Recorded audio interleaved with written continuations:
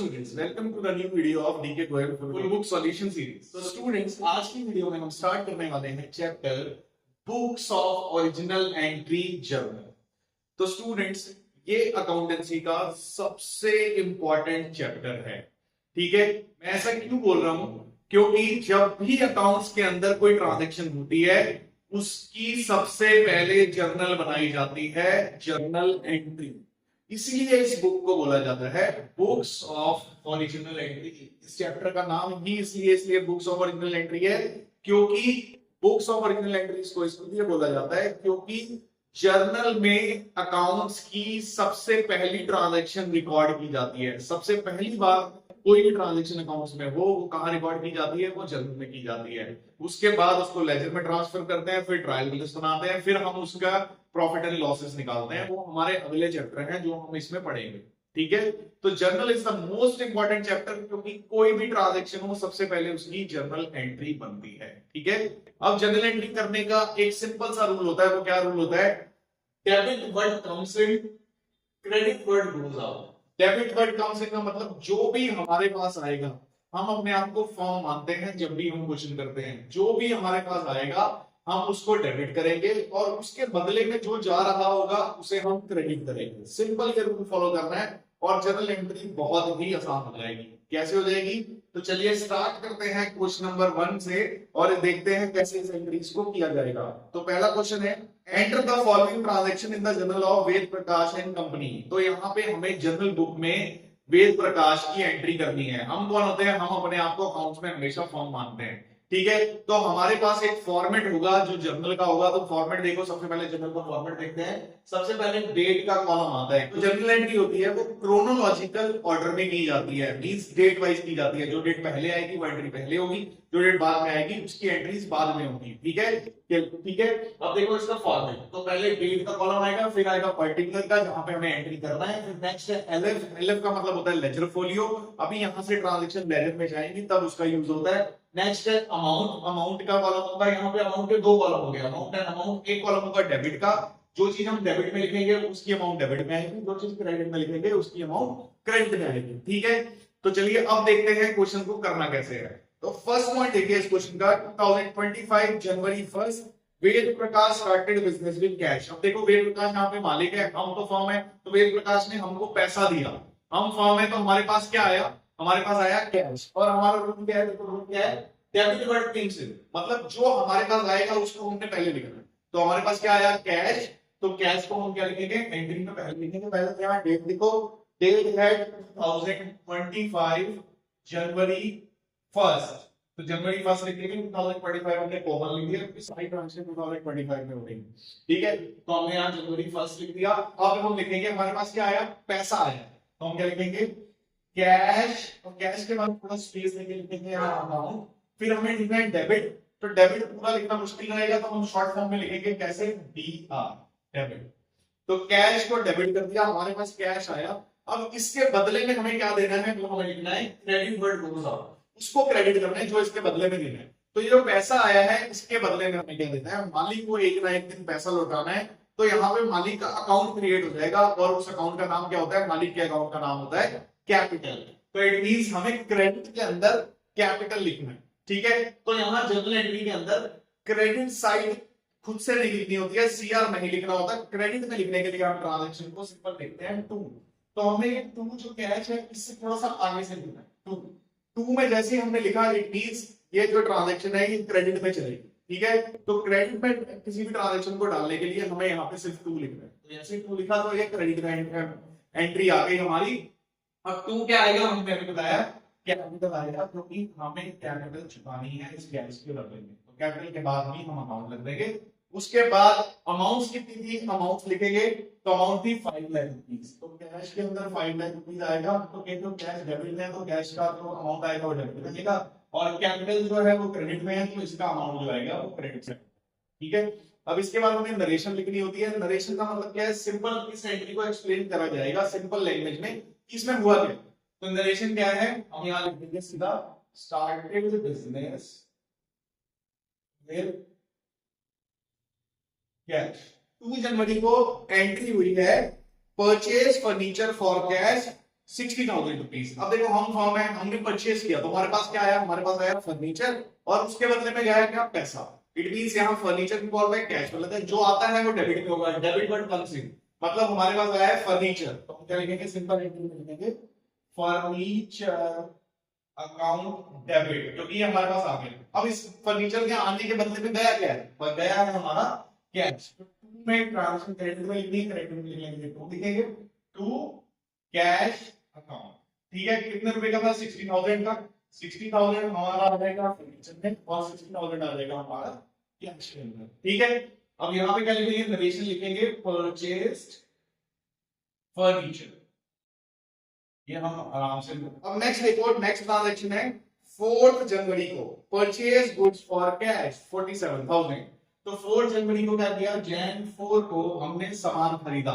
तो purchase goods for cash का मतलब क्या है, ये ऐसा सामान है जो हमें दोबारा से बेच के उससे और पैसा कमाना। तो कोई भी सामान जो हम रीसेल के लिए खरीदते हैं, जो गुड्स हम रीसेल के लिए खरीदते हैं, उसको सिर्फ परचेज ही लिखा जाता है। मीन जो सामान होगा उसको हम क्या लिखेंगे, परचेज लिखेंगे। तो आया क्या हमारे पास सामान, और सामान को हम लिखते हैं परचेज। तो मीन्स पहले क्या लिखा जाएगा, पहले सामान लिखा जाएगा, तो सामान को हम लिखते हैं परचेज। तो परचेज अकाउंट डेबिट, तो परचेज अकाउंट डेबिट टू, अब इसके बदले में क्या है, पैसा, तो पैसा टू कैश।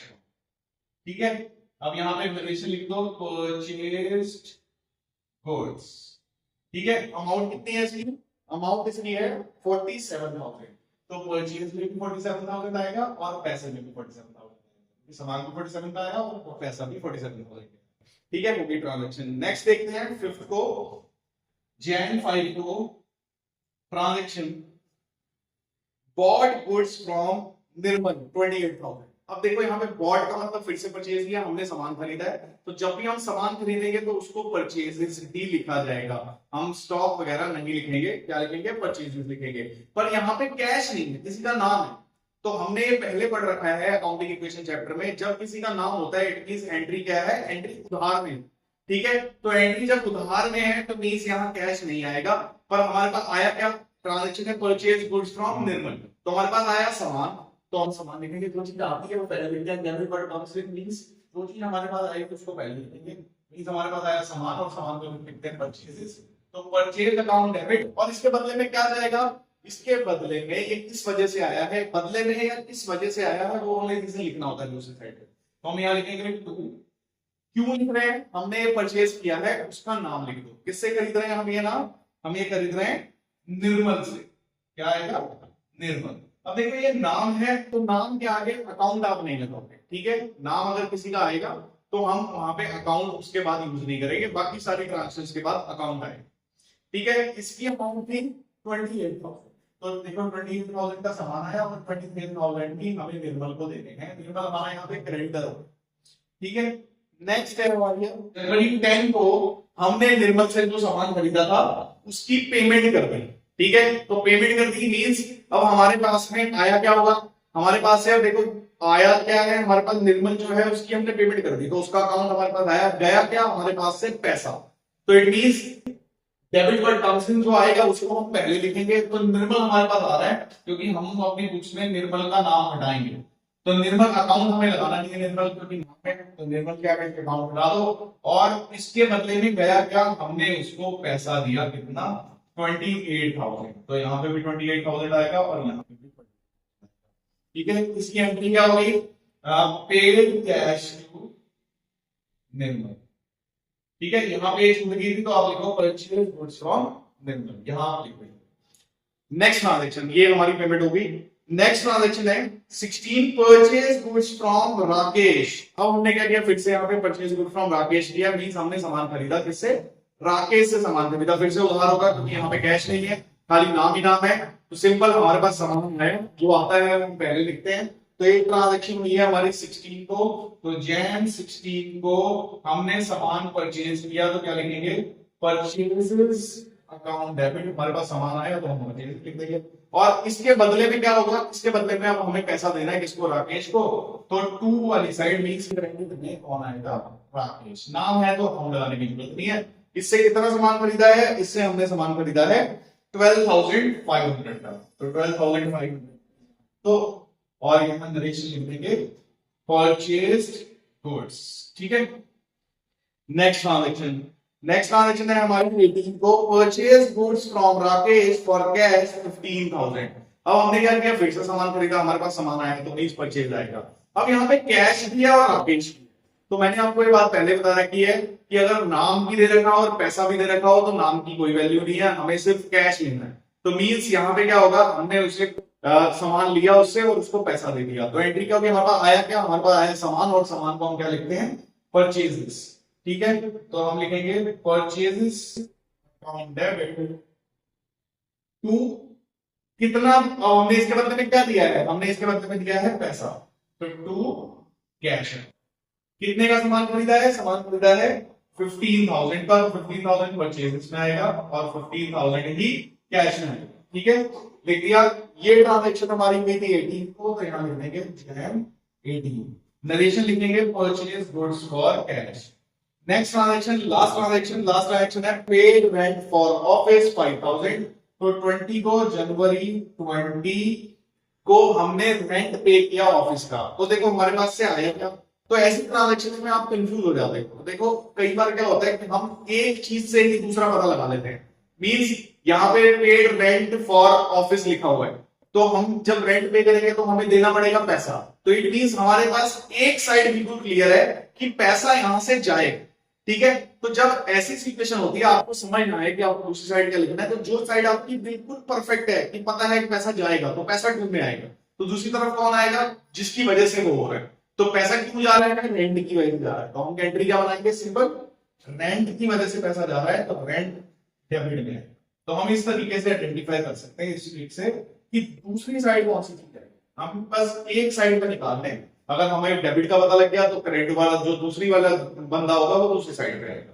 ठीक है, तो rent upon debit to cash, हमारे पैसा गया, किस वजह से गया है, रेंट की वजह से गया है। अगर हमें रेंट पता है तो हम कैश दूसरी साइड लिख देंगे। ठीक है, अब कितना था, 5,000 रुपीज, तो यहाँ लिखो 5,000। अब इसकी नरेशन क्या होगी, पेड रेंट। ठीक है, अब लास्ट में क्या करेंगे, हम डेबिट का सारा टोटल कर देंगे और क्रेडिट का टोटल कर देंगे, दोनों टोटल हमारे बराबर आएंगे। तो यहाँ पे अगर हम डेबिट का टोटल करें तो इसका आंसर आएगा 695,500, और ये वाला टोटल हम कहां लिख देंगे, ये वाला टोटल क्रेडिट में लिख देंगे। दोनों साइड हमेशा बराबर रखेंगे, क्योंकि ये तो अकाउंट्स का रूल ही है कि डेबिट और क्रेडिट हमेशा बराबर रहते हैं, इसलिए इसका आंसर भी बराबर है। ठीक है, आई होप आपको ये क्वेश्चन अच्छे से समझ आया होगा। मिलते हैं अगली वीडियो में इस चैप्टर के अगले क्वेश्चन के साथ।